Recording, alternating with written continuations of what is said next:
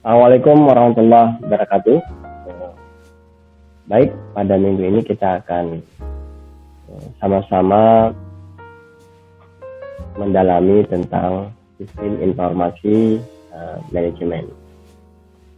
Semoga selama liburan, selama kuliah online ini,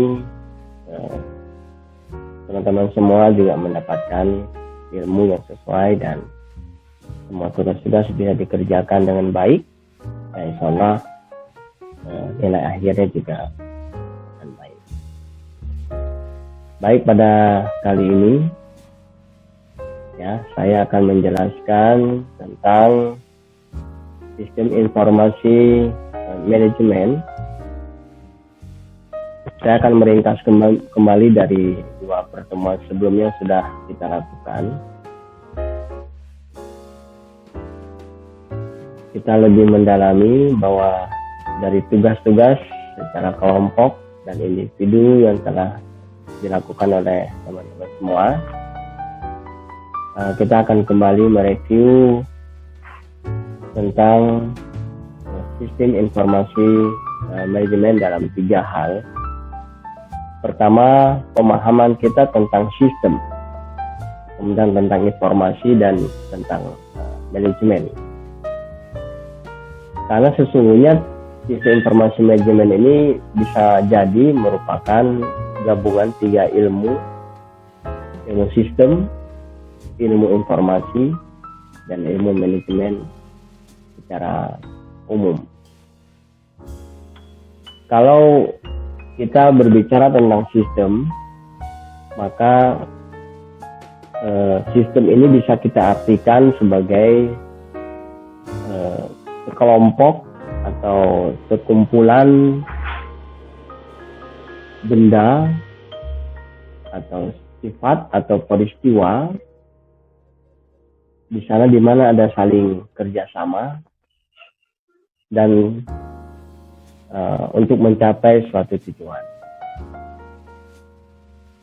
Biasanya dalam sistem ini masing-masing komponen terkait itu memiliki fungsi yang berbeda dengan yang lain, tapi tetap dapat bekerja sama.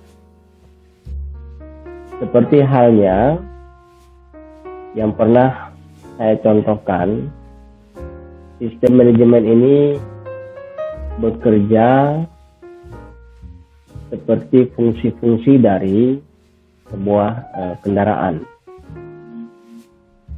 di mana satu fungsi saling menentukan terhadap fungsi-fungsi yang lainnya.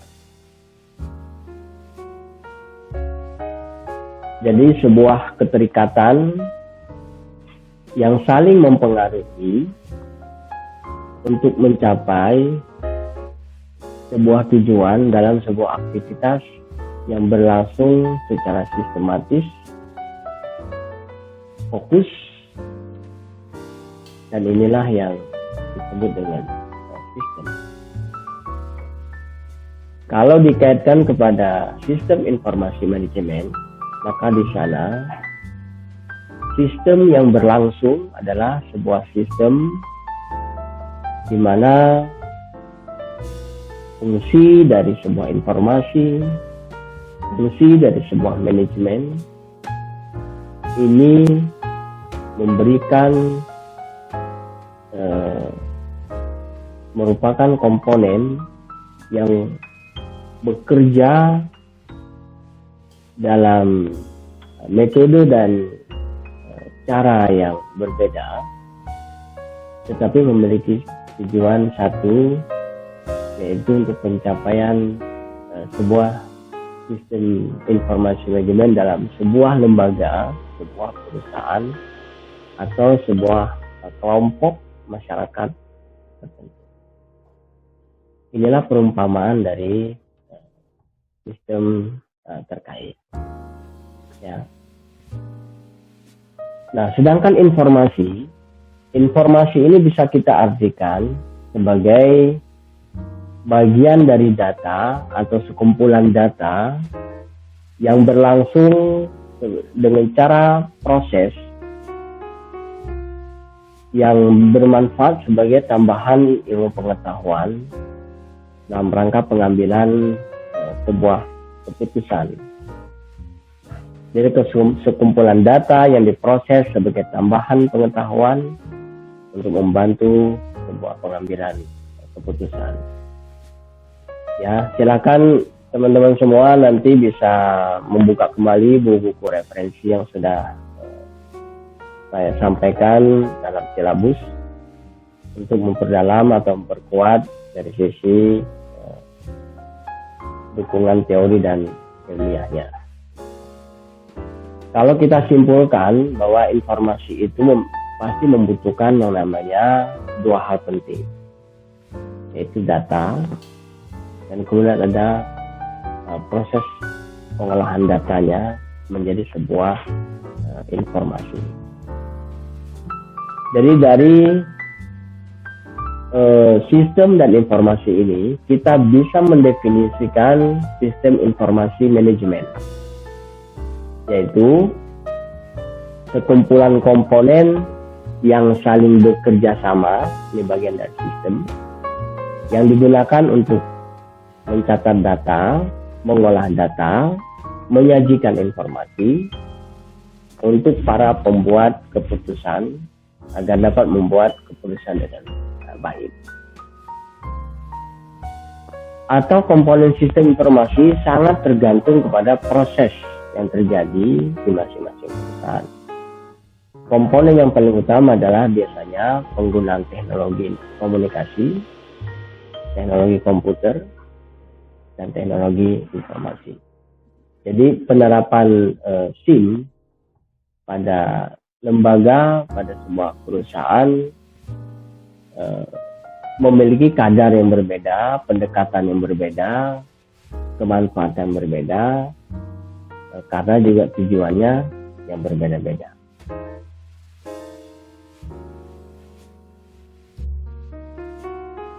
Sistem informasi pada tiap organisasi berisikan informasi yang berhubungan dengan 3 tipe dasar, yaitu operasi, proses transaksi, kontrol, dan perencanaan strategis. Jadi makanya saya katakan di awal bahwa sistem informasi manajemen sebenarnya kita sudah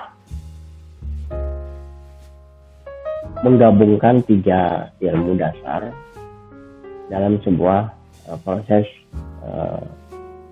informasi manajemen.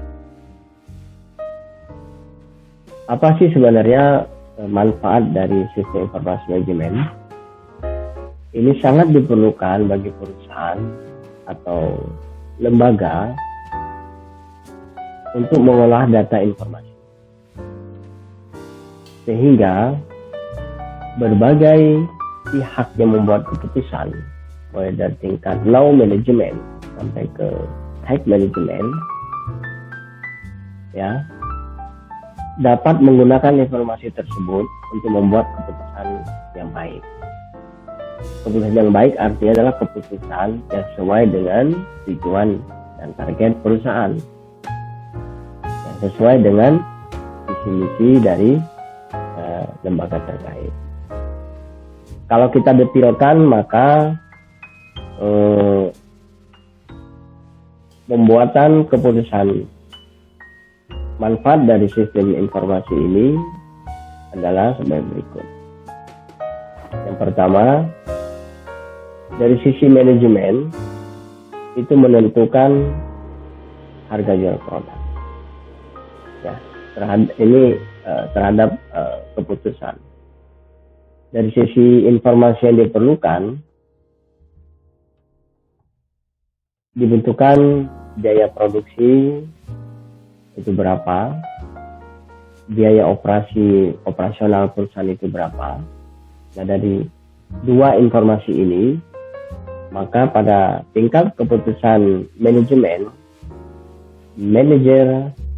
seorang manajer, seorang direktur itu bisa menentukan harga jual produk atau membeli barang yang akan dijual, membeli atau tidak barang yang akan dijual. Pada tingkat operator, ya,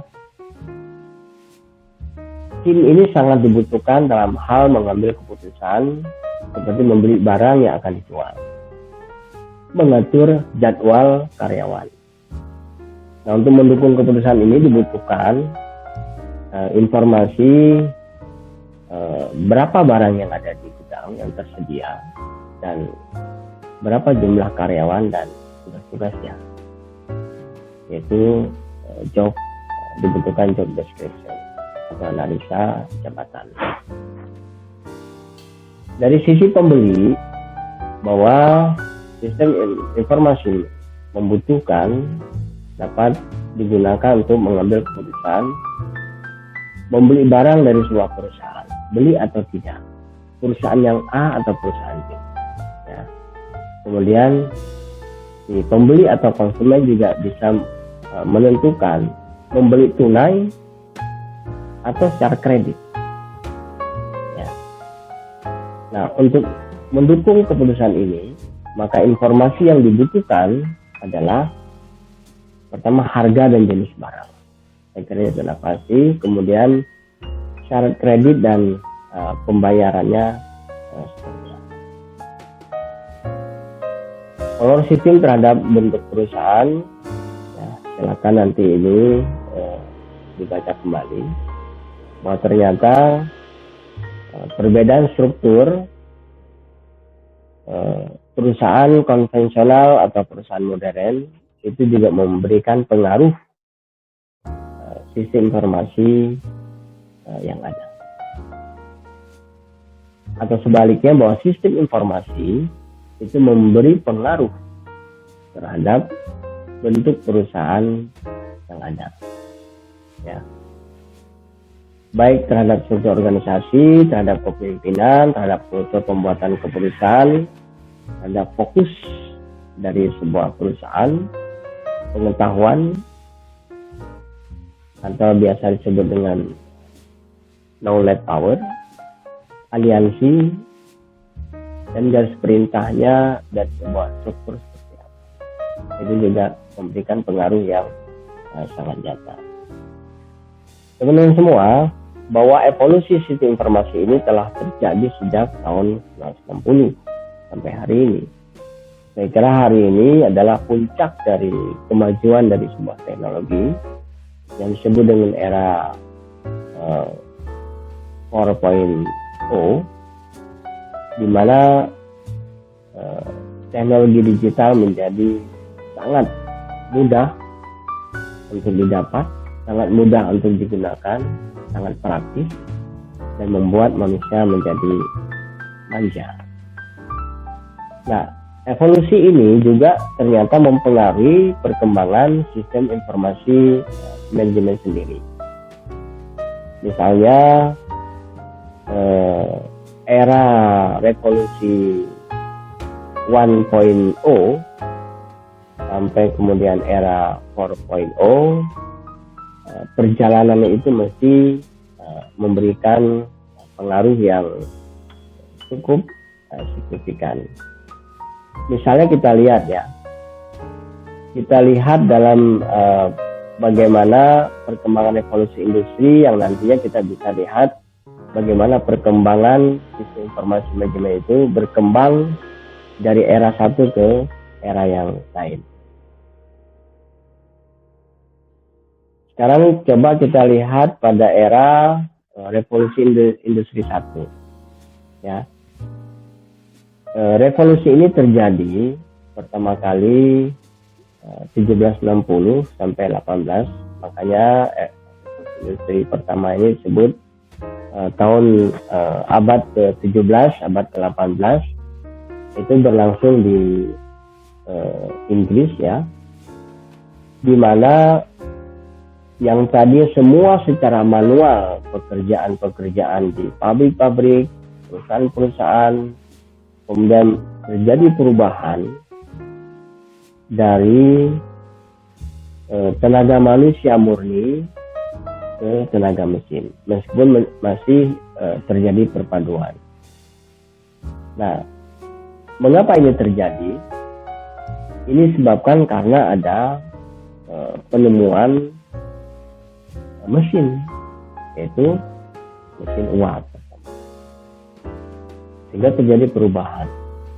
Begitu juga kalau kita lihat di era revolusi industri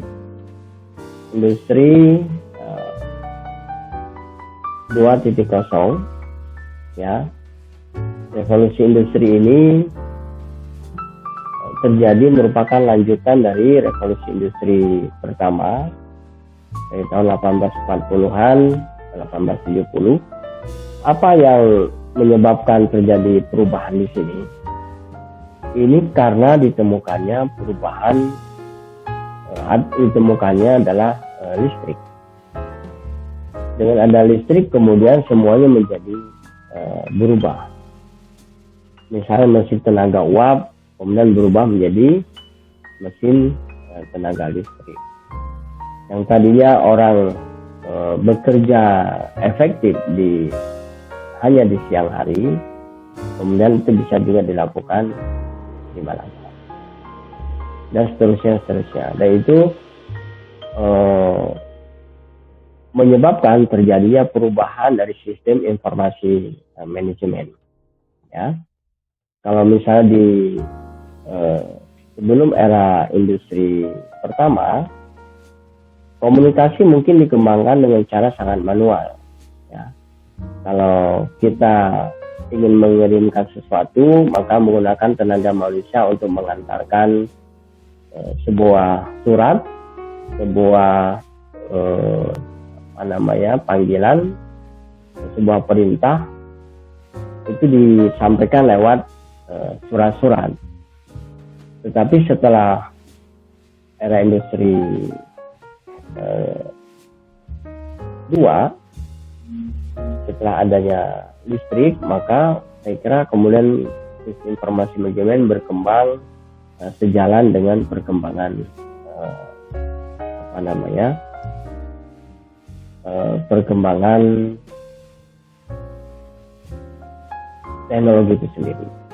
Jadi ternyata sistem informasi manajemen ini sangat dipengaruhi oleh perkembangan teknologi.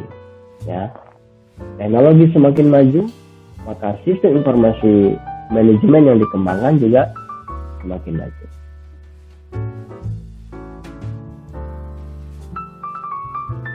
Dan karena teknologi ini kemudian bukan hanya dalam hal perkembangan industri, tapi juga kemudian ini bisa terjadi misalnya dalam hal perkembangan transportasi.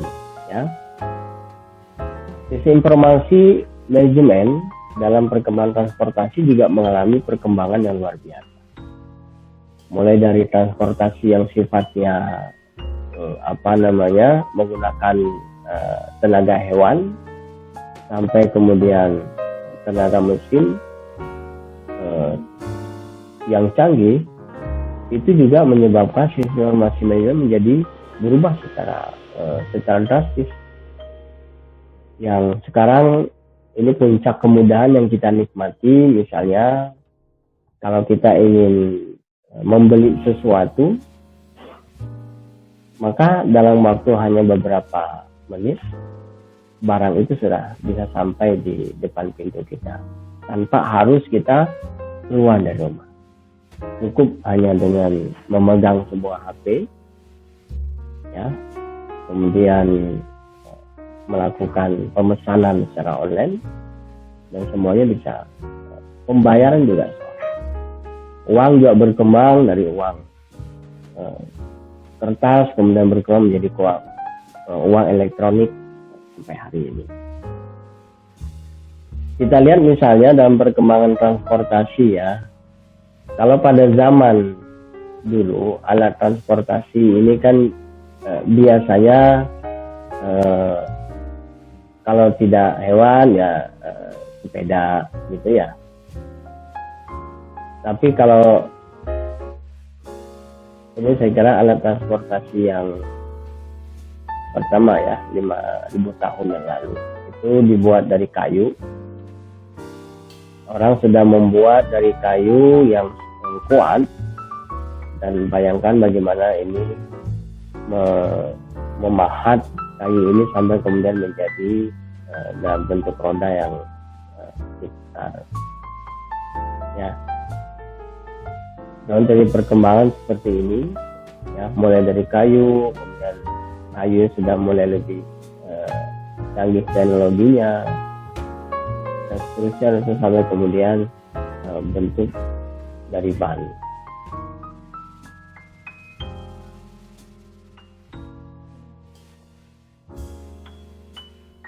Dan kalau kita lihat sekarang ini variasi dari transportasi menjadi sangat modern, ya, berbagai macam. Tapi sepeda juga tetap masih ada, motor, mobil, semua berkembang dengan sangat baik. Nah, bagaimana dengan sisi informasi manajemen dalam perkembangan sosial budaya? Ini juga sejalan dengan perkembangan teknologi, ya. Juga terjadi perubahan sosial budaya masyarakat dari masyarakat yang konvensional, tradisional menjadi masyarakat yang modern. Itu juga terjadi perubahan. Dari sisi negatifnya ada, dan sisi positifnya juga saya kira banyak. Misalnya saja kita lihat dalam hal bagaimana seseorang zaman dulu mencari berita, itu tahun-tahun di Indonesia sejak kita merdeka lah, ya, sampai tahun 90-an, itu manusia masih sangat mengandalkan dengan yang namanya koran, ya. Koran itu menjadi kebutuhan utama. Pagi-pagi perilaku manusia adalah menunggu koran datang sambil duduk minum kopi atau teh, kemudian dia mencari informasi yang dia inginkan. Tapi kemudian terjadi perubahan yang sangat drastis, mulai dari era industri sampai sekarang.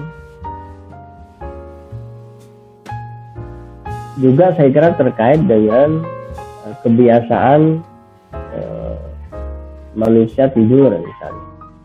Kalau manusia tidur, dulu kalau kita dibangunkan saat tidur, ya, itu pasti ada peran manusia lain dalam membangunkan. Kita biasa pesan, besok tolong bangunkan saya jam sekian, karena harus ke sekolah atau ada pertemuan. Tapi seirama dengan itu kemudian dengan teknologi, ya, kan manusia juga sudah semakin sibuk dengan dirinya, itu secara pelan-pelan juga berubah, ya. Dia tidak lagi dalam bentuk dibangun oleh orang lain, tapi justru misalnya sudah menggunakan yang namanya jam waker, kemudian berkembang lagi menjadi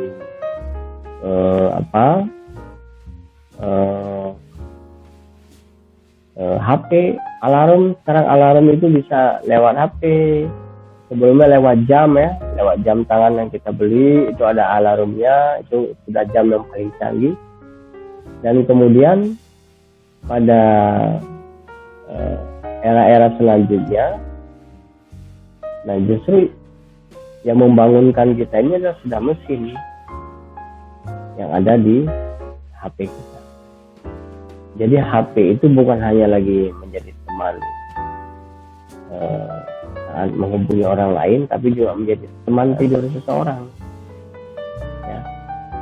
Teman tidur, teman belajar, teman makan, teman bepergian. Itu saat ini menjadi andalannya adalah handphone. Kalau seseorang berangkat dan lupa membawa handphone, wah, itu bisa masalah besar itu. Bisa kemudian tidak jadi berangkat, atau dia harus balik lebih suka terlambat daripada HP-nya tertinggal. Baik, saya kira untuk kuliah kita kali ini cukup sampai di sini dulu. Nanti kita akan lanjutkan sesi selanjutnya di minggu depan, hari Rabu sama. Semoga semuanya sehat ya, patuhi anjuran pemerintah ya, selalu cuci tangan dengan sabun, cuci tangan dengan pencuci tangan yang higienis, ya, jaga jarak, jangan keluar rumah bila tidak terlalu penting, karena saat ini kita berada di rumah itu jauh lebih baik dibanding dengan berada di luar. Terima kasih. Assalamualaikum warahmatullahi wabarakatuh.